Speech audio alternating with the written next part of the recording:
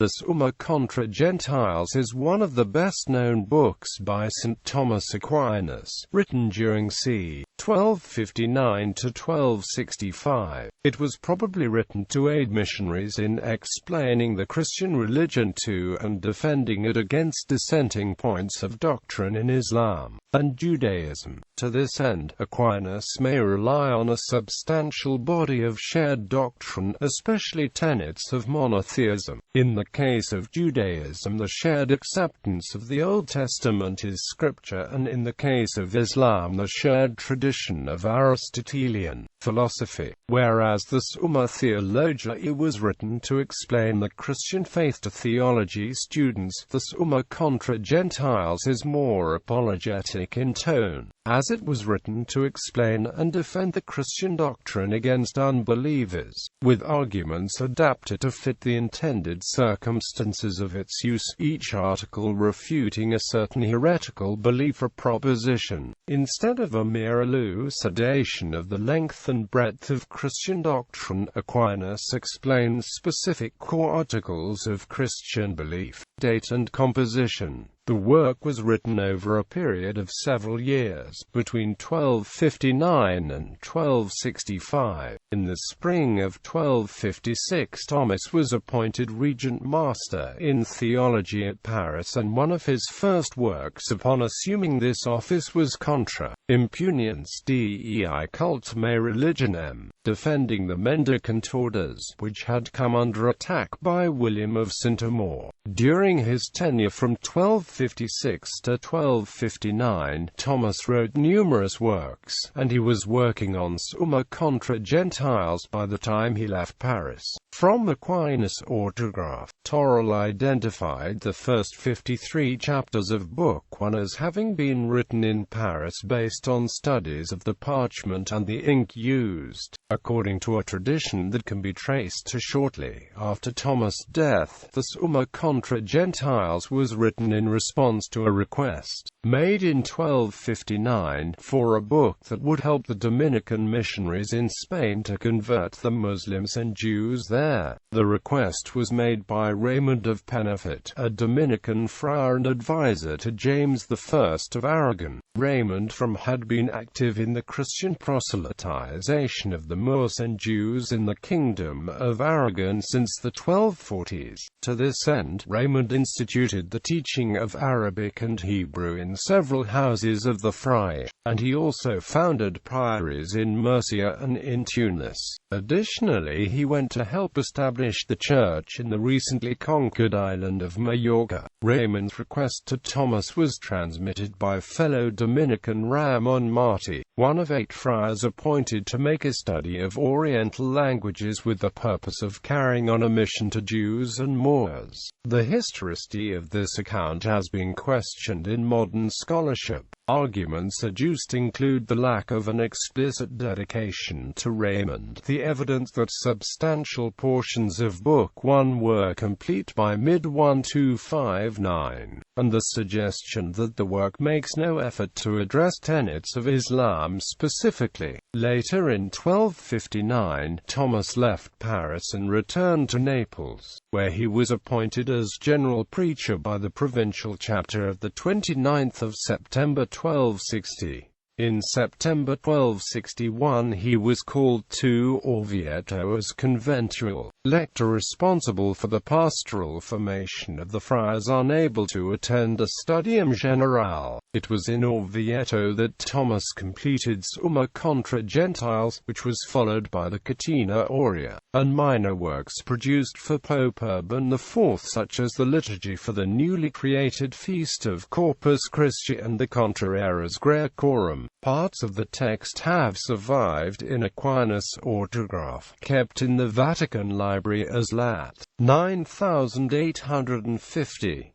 The manuscript includes fragments of Books 1 and 2, and large portions of Book 3. Contents The Summa Contra Gentiles consists of 4 books. The structure of Thomas' work is designed to proceed from general philosophical arguments for monotheism, to which Muslims and Jews are likely to consent even within their own respective religious traditions, before progressing to the discussion of specifically Christian doctrine. Books I3 cover truths that naturally are accessible to the human intellect, while Book IV covers revealed truths for which natural reason is inadequate. The conventional title is taken from Chapter 1-2, where Thomas states his intention as the work's author. I have set myself the task of making known, as far as my limited powers will allow, the truth that the Catholic faith professes, and of setting aside the errors that are opposed to it.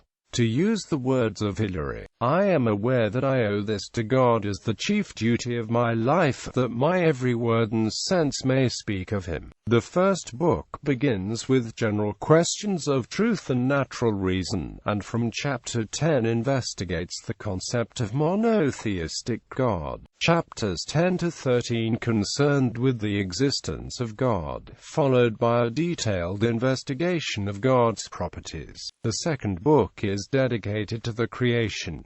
The third book discusses providence and the human condition, i.e., good and evil acts, human fate and intellect, and the relation of created beings to the Creator. Book IV is dedicated to discussing points of Christian doctrine which separate Nicene Christianity from the other monotheistic religions, i.e., the doctrines of the Trinity, the Incarnation, the sacraments and the resurrection.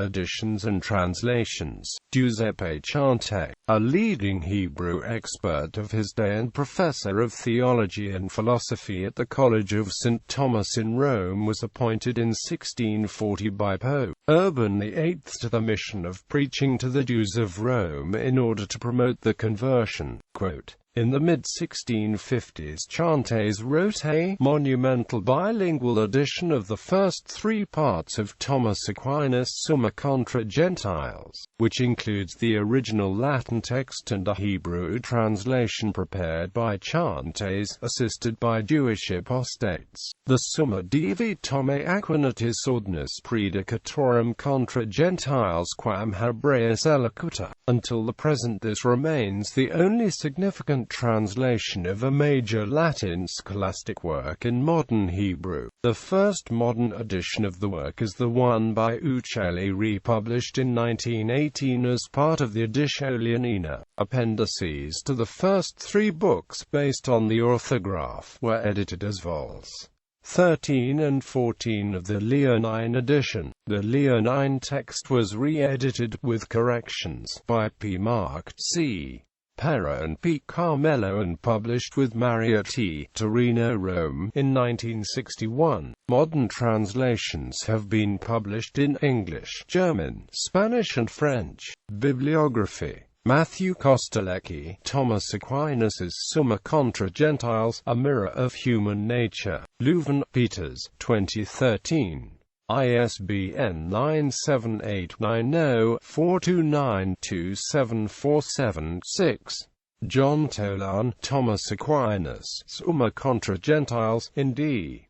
Thomas A. Al. eds. Bibliographical History of Christian-Muslim Relations, Volume 4, Leiden, Brill, 2009-12. R. Schonberger, Thomas von Aquins, Summa Contra Gentiles, Darmstadt, 2001.